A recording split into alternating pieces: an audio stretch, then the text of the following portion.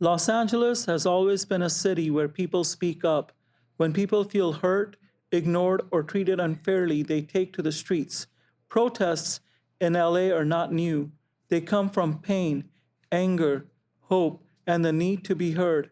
From civil rights to police violence, from workers' rights to immigration, the streets of Los Angeles have become a place where voices come together. This documentary looks at why people protest, what they are fighting for, and how these moments shape the city and the people who live in it.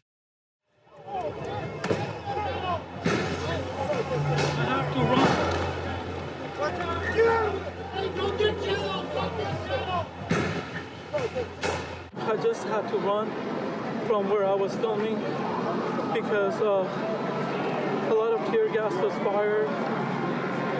There was they advanced the police, they were on horseback, so everybody dispersed quickly and I ran.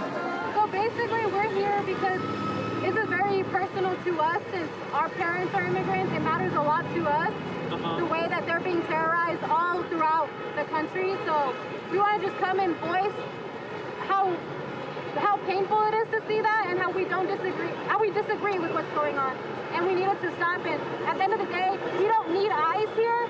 They do nothing but terrorize all communities. So that's what we're here for, to voice that. Fucking felon that does not follow the Constitution and brings the fucking army and wastes taxpayers' money instead of funding the fucking military, the ones that fucking fought for this fucking country and gave their motherfucking life.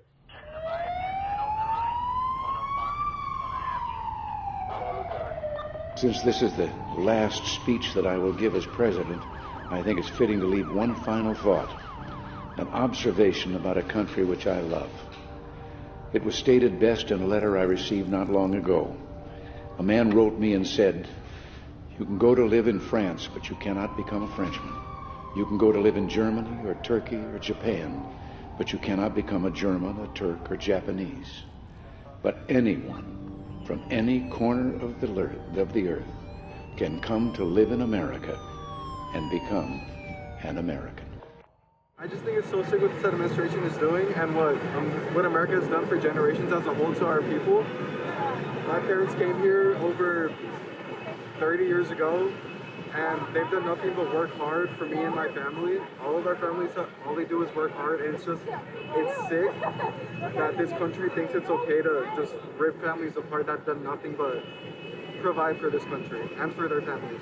I think this is unfair. I feel like people are only working hard, and I feel like they shouldn't be getting taken away from their belongings, their home, when they're only trying to provide for their family. And they shouldn't be out in fear of not returning to their families every time they go out just for providing.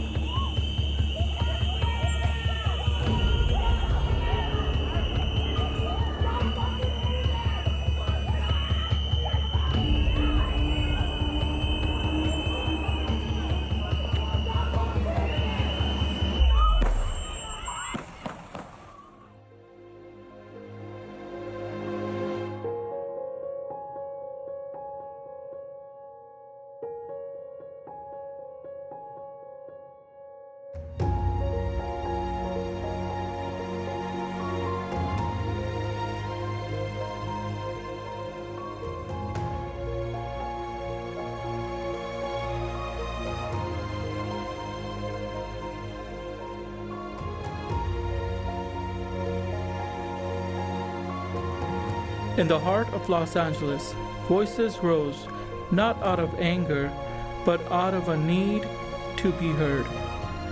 A city of dreams, but also a city of struggle, watched as its people marched. not for attention, but for hope, for truth, and for a future they believe in. Every step, every chant, every raised sign carried a story, turning pain into power and fear into movement. On this day, thousands gathered with one clear message: change is needed, and it starts with the voices of the people. In the end, the protest began with one goal: make justice impossible to ignore.